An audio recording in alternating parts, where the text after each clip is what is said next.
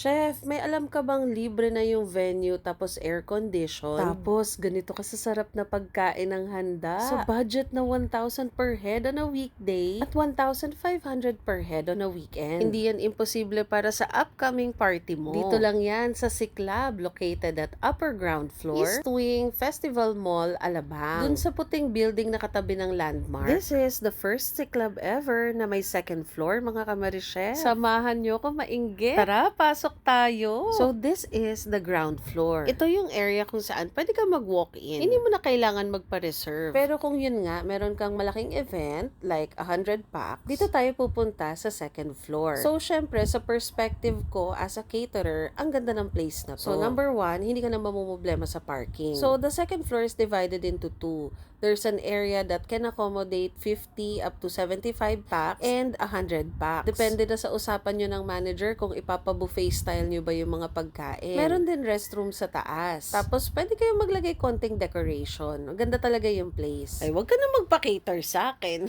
Hindi, pero ang ganda niya talaga, promise. So, Sisig Club serves Filipino modern food. It is by the Bistro Group. Awarded din sila as one of the 50 great restaurants here in the Philippines by Spot. Kaya naman hindi ka talaga mapapahiya. At alam nyo naman yun, mga kamarichef, this is one of my personal favorite restaurants. Ayan, so umorder ulit kami nung my favorite na pinatisang manok. Iba yung atake nila sa bulalo. It's in a sizzling plate and it has the torched bone marrow. Sinigang na bango sa bayabas na sobrang sarap. Yung kanilang tortang talong. Actually, pati nga yung kuhol, binalikan ko rin yan. At sobrang naging favorite ng mga anak ko yung sisig. As in. Kung magpapa-event daw kayo sa taas, meron siyang 10% service charge. O sige, bibigyan ko kayo ng mental computation. Total, ito naman yung expertise ko. Halimbawa, 50 packs kayo. So, that's 1,000 per head on a weekday. So, 50K, may venue ka na, diba? Consumable yun, mga kamarichef. So, worth 50,000 pesos na food ang o-orderin ninyo. Hindi ka na magbabayad ng venue, ng transpo. Champion na champion yun, mga kamarichef. Tapos, may option ka pa. If you have a bistro card, meron kang discount. At hindi pa yun natatapos doon. Syempre, maganda ang selection ng drinks. Napakaganda ng selection ng dessert. So, parang nasa sayo na lang yan kung papaano mo i-organize yung pag-order mo ng food. Speaking of